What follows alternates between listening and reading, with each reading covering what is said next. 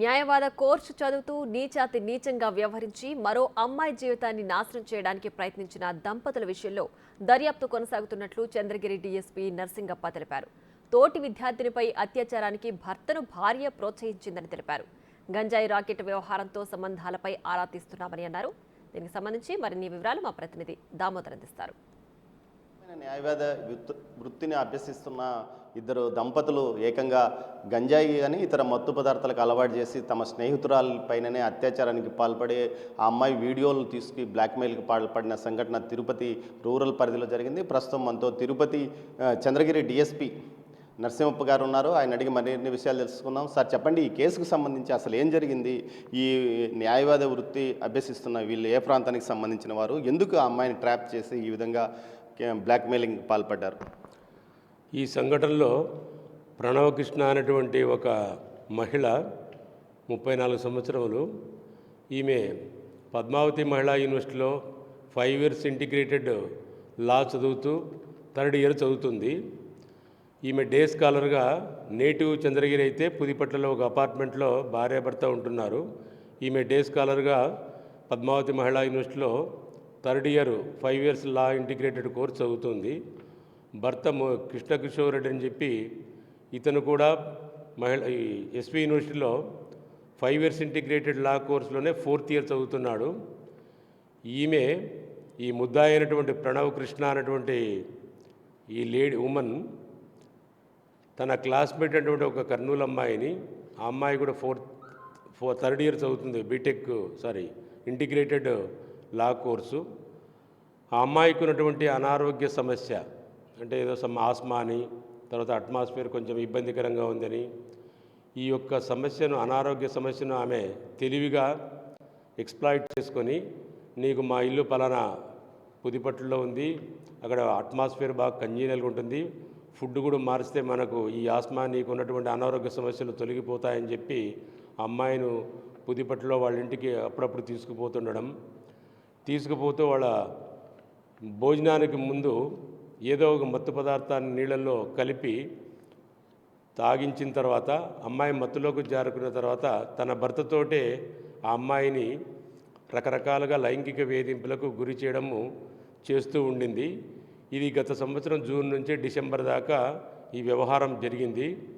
అయితే ఇటీవల కాలంలో అమ్మాయికి పెళ్లి ఫిక్స్ కావడము, పెళ్లి ఫిక్స్ అయిన తర్వాత ఆ అమ్మాయి ఒక బెట్రోతల్ ఫంక్షన్ రింగ్ కూడా ఉంది. మీ భర్తకు మేము అప్పుడు లైంగికంగా వేధించినప్పుడు, నువ్వు మత్తులో ఉన్నప్పుడు ఇంటిలో రకరకాలుగా నా భర్త లైంగికంగా నేను గురి చేసినప్పుడు కొన్ని ఫొటోస్ ఉన్నాయి, వాటిని మీ కాబోయే భర్తకు పంపిస్తాము అని చెప్పి బ్లాక్మెయిల్ చేసి డబ్బు కూడా డిమాండ్ చేయడం జరిగింది. అప్పుడు ఆ విక్టిమ్ ఉమెను మరియు వాళ్ళ తల్లితో పాటు వచ్చి పోలీస్ స్టేషన్లో, ఎంఆర్పల్లి రూరల్ పోలీస్ స్టేషన్లో కంప్లైంట్ ఇచ్చిన తర్వాత కేసు నమోదు చేసి వివిధ కోణాలలో ఈ కేసును దర్యాప్తు ప్రారంభించడం జరిగింది. ప్రస్తుతానికైతే ఏ రకమైనటువంటిది మత్తు అనేటువంటిది అది మనకు ఇన్వెస్టిగేషన్లో తేలాలి. భోజనానికి ముందు నీళ్లలో ఏదో ఒక మత్తు పదార్థాన్ని కలిపి అమ్మాయి మత్తులోకి జారుకున్న తర్వాత ఈ లైంగిక వేధింపులకు గురి చేసేటటువంటి కార్యక్రమం జరిగింది. ఈ కేసును ఎందుకంటే ఒక మహిళా విద్యార్థికి జరిగింది కాబట్టి ఈ విద్యార్థికి జరిగినటువంటి ఈ అన్యాయాన్ని, ఈ సంఘటన దృష్టిలో ఉంచుకొని ఈ కేసును ఛాలెంజ్గా తీసుకుని వివిధ కోణాలలో పూర్తి స్థాయిలో దర్యాప్తు జరిపి వాళ్లపైన కఠినమైనటువంటి చర్యలు తీసుకోవడంతో పాటు సెక్షన్స్ కూడా కఠినమైనటువంటి సెక్షన్లు వేయడం జరిగింది.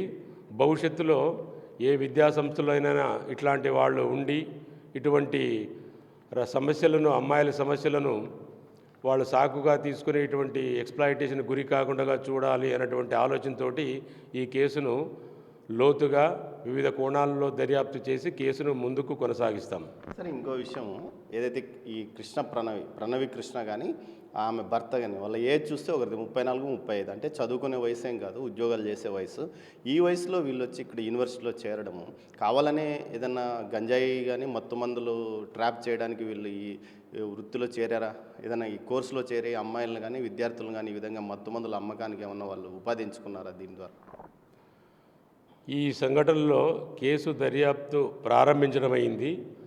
వాళ్ళు ఏ ఆలోచనతోటి ఈ యొక్క దారుణానికి ఒడిగట్టారన్నటువంటి సంగతి, లేదైనా ఒక దురుద్దేశం ఉందా, లేదా ఇట్లాంటి పనులు చేయాలన్న ఆలోచనతోనేనా, లేదా కేవలం తన భర్త యొక్క కోరిక మేరకు ఈమె ఇటువంటి వాళ్లను తీసుకుపోయి ఇంట్లో ఆ విధంగా చేయించింది అన్నటువంటిది ఈ దర్యాప్తులో ఇంకా తేలవలసింది.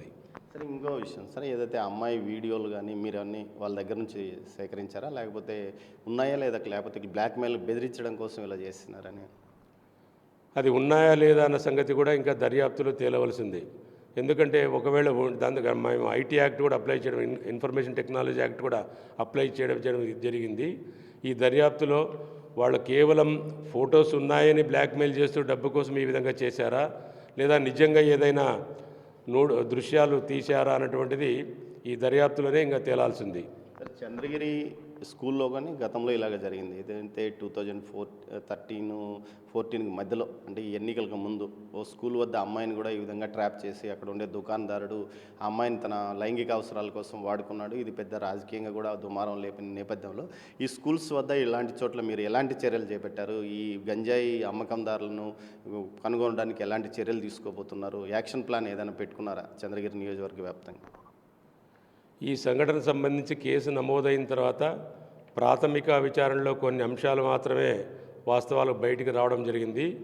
బట్ ఎనీహౌ ఒక మహిళా లా విద్యార్థికి జరిగినటువంటి అన్యాయాన్ని దృష్టిలో ఉంచుకొని ప్రభుత్వము, ప్రత్యేకించి పోలీస్ యంత్రాంగం కూడా రాష్ట్ర వ్యాప్తంగా, మన చంద్రగిరి తిరుపతి అన్నటువంటిది కాక రాష్ట్ర వ్యాప్తంగా ప్రతిరోజు ఒక ప్రత్యేకమైనటువంటి ప్రాధాన్యత అంశంగా దీన్ని పరిగణించి ఈ యొక్క ఏ ఇతరమైన ఒక్క గాంజానే కాదు, ఏ ఇతరమైనటువంటి మత్తు పదార్థాలు యువత గురి కాకుండా ఖచ్చితంగా దీన్ని సమూలంగా నిర్మూలించాలన్నటువంటి వ్యూహంతోనే మన పోలీస్ యంత్రాంగం ముందుకు పోతున్నటువంటి పరిస్థితి మన రాష్ట్రంలో ఉంది.